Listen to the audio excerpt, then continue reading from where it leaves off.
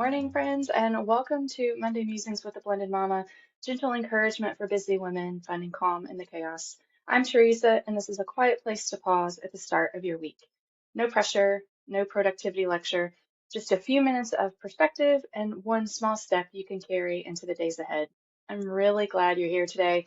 Now, today we are going to be wrapping up our Find Your People season, right? That's kind of what we've been talking about this season.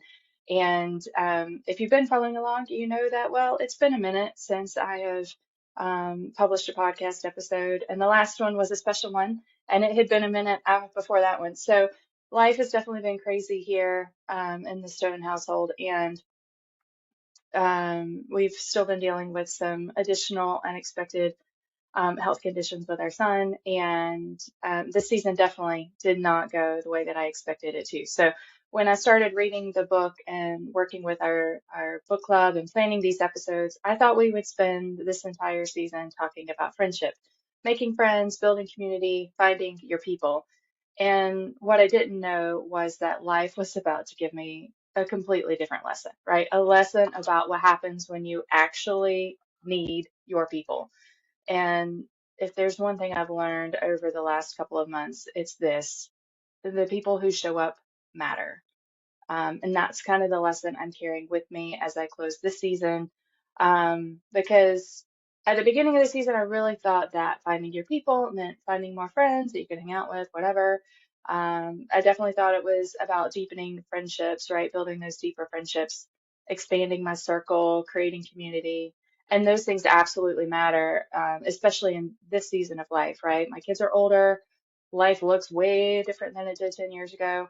I'm spending entirely too much time on the road this season, and we're still trying to make friends that are at our new church home.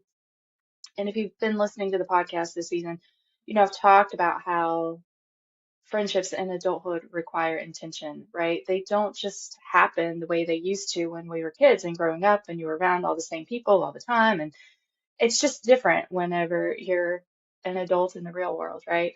Um, and that's kind of where I thought the season was headed, but along the way, I realized that maybe finding your people isn't always about finding new people.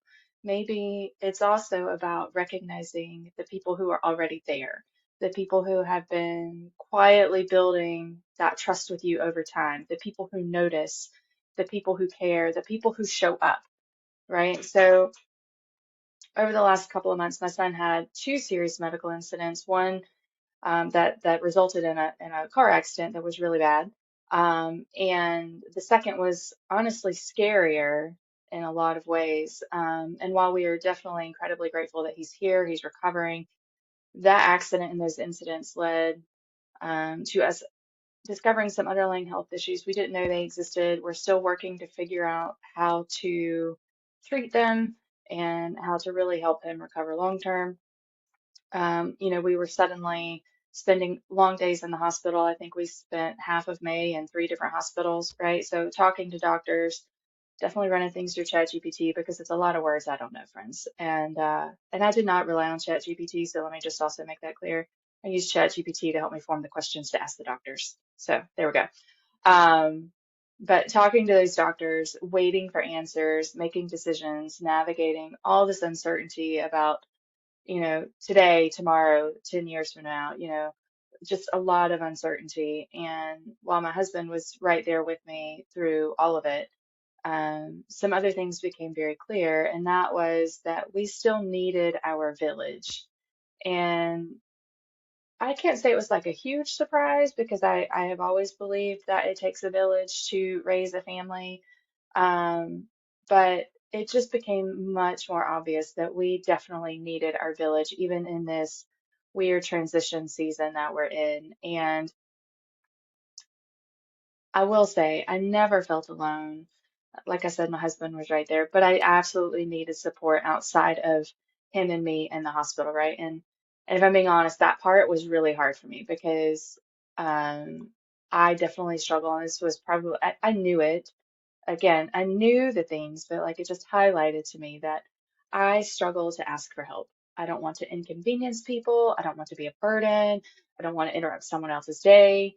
So even when people genuinely wanted to help, my instinct was really to say, no, we're fine. We've got it. It's okay. And maybe you can relate to that, because I don't think I'm alone in that thinking. But this season taught me that sometimes the people who love us want the opportunity to show up. And when we say, no, I'm fine, it's all fine, we're kind of stealing that blessing from them. And so we really have to be willing to let them help us. Um, Sorry, I'm about to sneeze. I apologize in advance. Maybe if I talk about it enough, I won't actually sneeze. But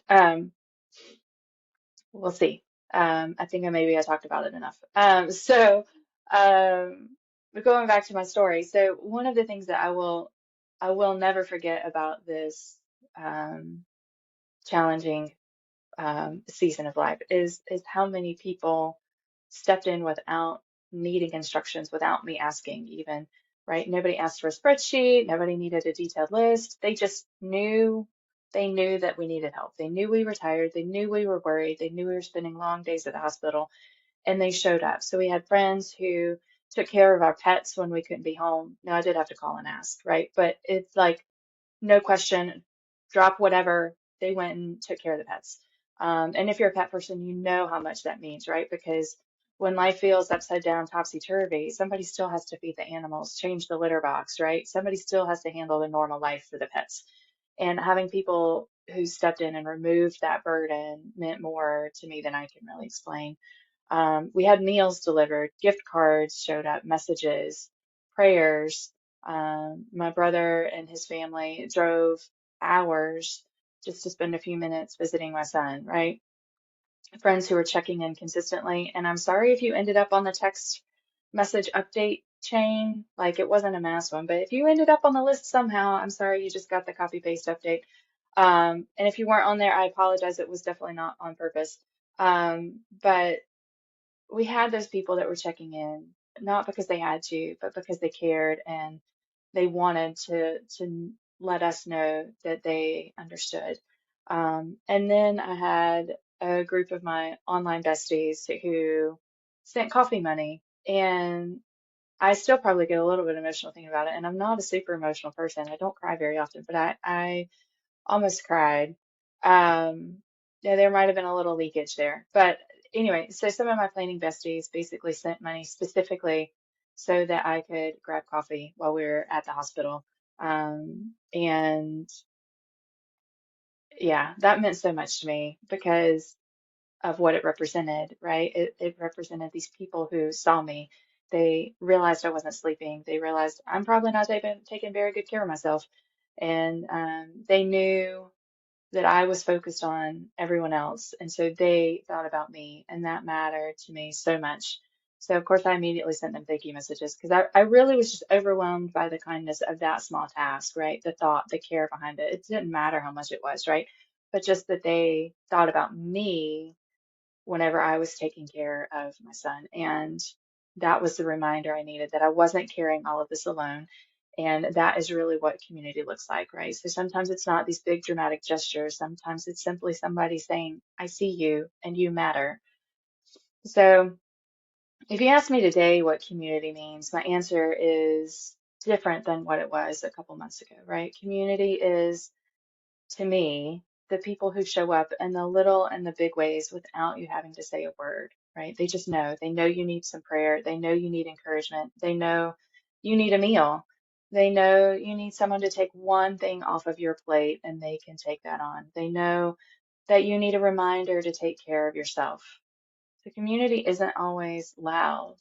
Sometimes it's just a simple text message or a prayer that is offered up, or a coffee money that shows up in your PayPal, or showing up to feed your pets, right? But it's all saying the same thing, that you don't have to carry this alone. And I think that is a beautiful message for all of us. So, um, looking back, I think the biggest lesson wasn't about finding my people. It was about learning to receive help from my people because receiving help requires that vulnerability. It requires trust and it requires admitting that you don't have everything under control, and that's hard for me because I'm definitely a control freak, right?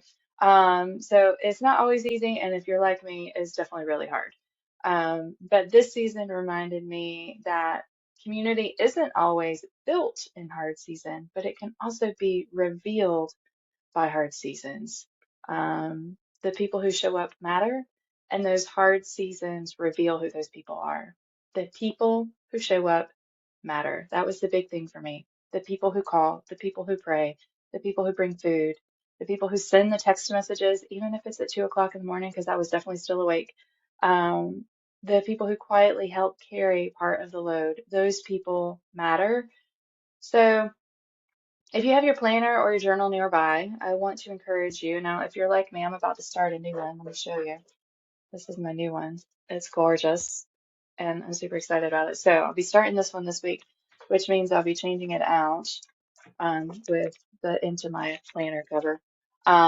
So I do start a new one every quarter, and this last one, I'm a little sad. It's about half full because I really didn't do a whole lot of planning or journaling in May or frankly June. So um, it's a little bare, and that's okay. Um, but for me, starting the new one is a clean start. It's a fresh start, and I'm excited because who wouldn't, right? It's gorgeous. So anyway, grab your planner, grab your journal, grab a piece of paper, sticky note. I want to just encourage you to do something simple this week, and I want you to create two lists. Okay, so the first one is who showed up for me, right? Who has showed up for you recently? Who are those people who are reaching out, who are sending you messages, who are doing things to help you? Who are those people? And the second list I want you to make is who can I show up for? Because even if it's something small, I know we all have different capacities, and I won't say capabilities, I will say capacity. We all have different capacities, and that capacity can change with different seasons. And I think it's important for us to recognize our capacity, give ourselves grace upon grace, right? That's what's on my shirt this morning, which is my reminder for today. Um, but give ourselves grace whenever we can't necessarily be the person to take on things for other people. But I do think we can always reach out, right? We can say, hey, I was just thinking about you today. I just wanted to check in, right? That doesn't cost us a whole lot other than the reaching out, which can be a brave action for some of us. So don't discount that either. Um, but I want you to really think about who can you show up for in the season you're in and the season they're in. Who can you show up for? So that's it. No complicated exercise, and there definitely are no perfect answers here. I just want you to take a few minutes and reflect on that because I think that our gratitude grows when we take time to notice those people who are already showing up. And I think our community grows when we choose to be the kind of people who show up. So as you move through this week, excuse me, as you move through this week, I want you to consider these questions. Who is in my village? Have I thanked them? Who needs me right now? What kind of friend do I want to be moving forward, right? And maybe even the last one, especially if you're like me, am I willing to receive help when it's offered? Because that was definitely hard. And I don't know why it's hard. I just don't, but it is for me. So I'll go through these again. So who is in my village? Have I thanked them? I think acknowledging those people is sometimes good. Who needs me right now? What kind of friend do I want to be moving forward? And am I willing to receive help when it's offered? Now, before I close out this episode and this season, I want to say thank you. If you have been listening and you are one of the people who prayed, who checked in, who sent a message, who brought a meal, who cared for our pets, who sent coffee money, who encouraged my son, or simply held our family up during this season, I want to just say thank you. We felt it. We still feel it. We still have people checking in. And I don't think I will ever really have the words to express how much that meant to us. But I hope you know how much it mattered, more than you probably know. It mattered, and I want to thank you for that. So as we're wrapping up, I want to just bring us back to that one thought that this season taught us we were not meant to do life alone. And next season, we are going to shift our focus a little bit. Our next book club that we're doing with our membership community is How Women Rise. And we are going to explore some of the habits and patterns that quietly hold us back from becoming who we're meant to be. And this isn't going to be coming from a place of shame by any means and not even really from a place of striving, but just awareness, right? Because I think once we become aware and recognize what is holding us back, we can begin to make different choices. And I think that's going to lead us to some really honest conversations. I'm excited to continue to grow with our membership community. Um, and I'm excited to see where that goes. So that is where we're going for season 3. So just be aware. That will be coming up hopefully next week if all things go according to plan. So your simple step for this coming week, though, is to just reach out to one person who has shown up for you and thank them. Tell them what it meant. Don't assume that they know. Let them know. If there's one thing I hope I don't forget from this season is it's just how people showed up for our family when we needed them. And I want to be that kind of person for someone else because community is revealed in those hard seasons and the people who show up matter.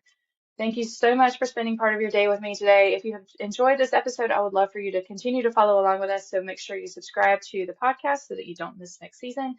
You will find information in the show notes with links to my favorite planning products, information about our membership community. I do have a fun little freebie for you. If you want to join my email list, we have a 10-minute reset printable bookmark. It's super fun, so you'll be able to print it out. And then if you're like me and you want to decorate it, my planning link will also have links to things like pretty deco papers where you can decorate the back of it. So it's a great thing that you can add to your planner. It just kind of marks where you are in your journal or your planner. So I love that use for my bookmarks. So there will be links for all of that in the show notes. But until next time, my friends, keep planning with purpose, coordinate that chaos, and I will see you next